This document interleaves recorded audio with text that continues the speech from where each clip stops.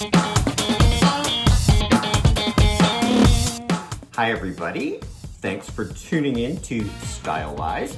I'm style editor Jon Jordan. I want to talk about a subject today that is very relevant to guys, but I also think really that issues that are relevant to guys are relevant to women because most women have a guy in their life who needs some help. And today, specifically, that would constitute help with your beard. And I'm calling this Beardology 101 because there are some basic principles that I think are being overlooked, taken for granted, abused maybe. And really what it has to do with is choosing the right kind of facial hair, and specifically beards today. So, I'm not going to talk about mustaches or goatees or Van Dykes or long sideburns. This is basically going to be about a full face of facial hair, whether that be stubble or a full-blown ZZ top long beard. And if you don't know who ZZ Top is, then look it up. Okay, so the first thing that I want to cover is how you determine where your beard line should be trimmed or grown or shaped. And so I've made some graphics here, actually using my own face as a model so that you could see if my facial features were different, how I would adjust the shape and cut of my beard according to my facial features, because that's the only way to determine it. Okay, so let's take a look here. I'm going to explain this. So this is the narrow face, okay? So if I had a narrower face than what I have, this would be my issue, okay? You have to be careful about how high your beard line is, because the higher the beard line, the narrower your face looks. So if my face was really narrow and my beard line was way up here, vertical lines emphasize narrowness, okay? So this is just visual science. It's not anything more complicated than that. But remember that vertical lines emphasize narrowness. It makes sense, right? So the remediation, if you want to call it that, would be to have a lower beard line, maybe some horizontal elements here. You might want to clean out this area. You might want to square this off, but you really want to expose more cheek than not, because by exposing the cheek, you will create a fuller looking face. Trying to work around the lights here. But you can kind of see that, okay? Narrow, fixed. Does it make sense? I hope so. All right. Conversely, if you have a full face, let's take a look at what we did here, okay? So, full face, okay? Let's take a look at this guy. And, if I ate everything that I wanted to, this is exactly what my face would look like, okay?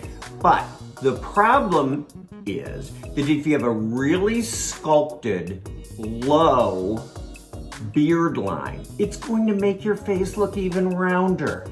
The fix is to grow your beard line higher and actually further down on the neck. Does that make sense? A before, after. Okay? Same exact illustration, same proportions. Nothing's been altered other than the way that I have constructed the shape of the beard.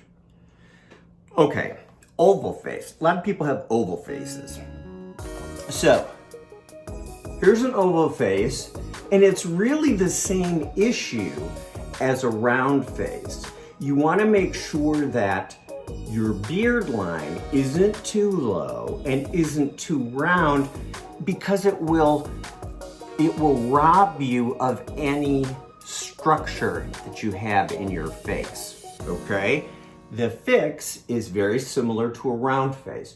You want to grow your beard line a little bit higher and perhaps sculpt it with an angle, and you can see the difference, okay?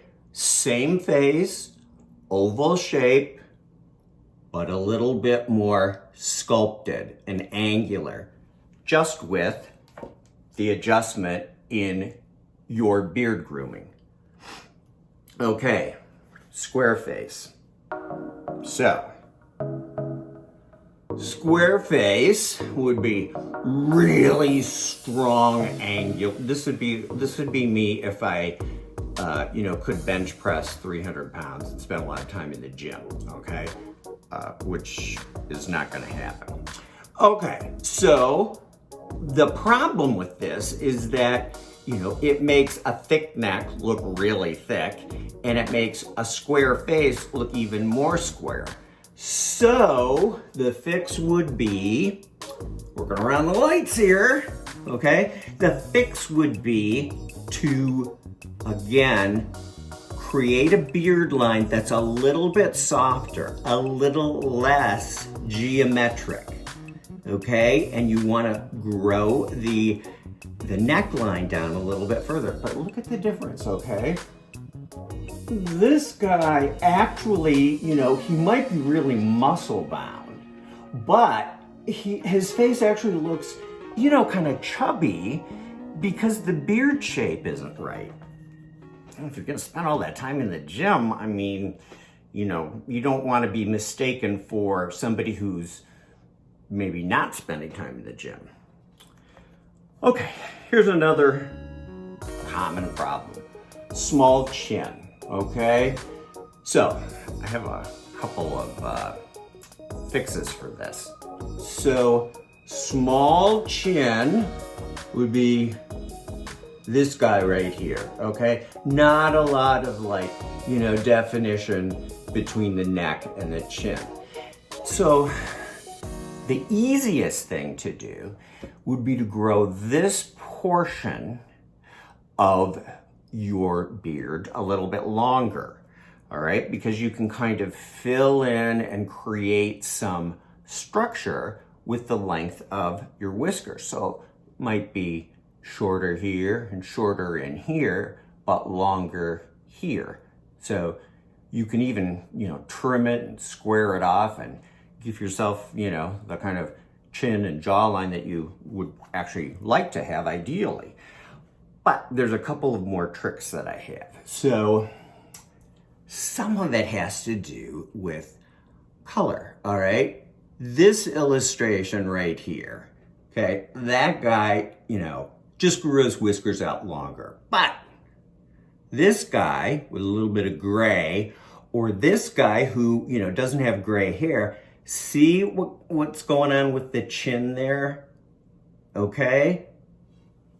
If you lighten the chin, and my chin is naturally light, so, I have the advantage of having a more pronounced chin, just visually. Even if I didn't have the chin that I have,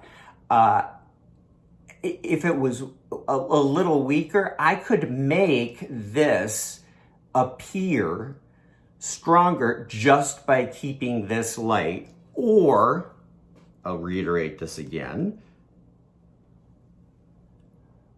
with this guy on the end here, he's highlighted this area. So his beard might be dark brown, and the tip of his chin is light brown.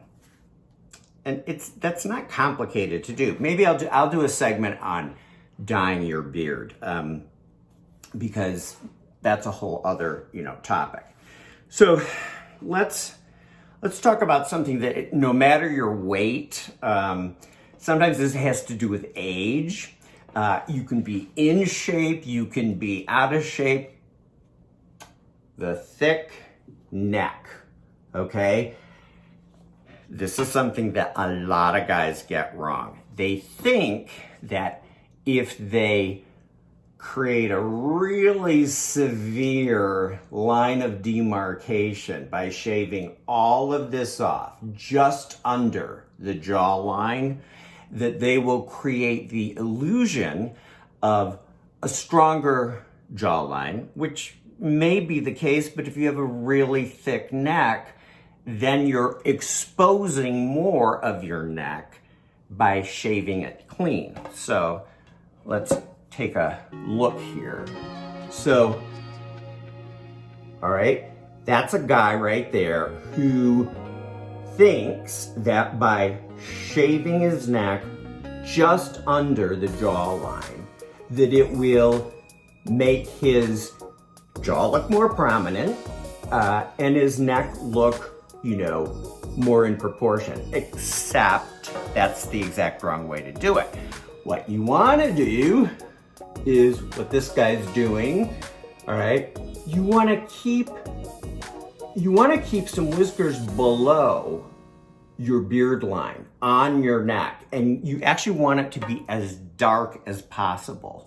And it doesn't have to be, the whiskers down here don't have to be as long as your beard, but you want to keep something down here just to create the illusion of a shadow, and you want to recess this area visually by keeping it dark. Okay, let's review. If I can get my iPad to cooperate. Okay, so here's the guy who's doing that thing that so many guys do, but this is actually a better fix, okay? It creates depth where there really isn't much depth. All right, last but not least, if you're going to dye your hair, then you got to dye your beard too, okay? You can't walk around like this guy, all right, and think that all it takes is, 5 minutes of just for men so that you can get that jet black hair that it's darker than you ever even had, when you were a young man. A lot of those, quick one-step hair dyes for men end up being shades of color that really don't exist in nature. So, lighten up a little bit on your hair dye. It's always good to go, one shade lighter than you think, or a couple. But if you're gonna do this, all right, you got to do this right there. Okay, you're gonna do this. You got to do this.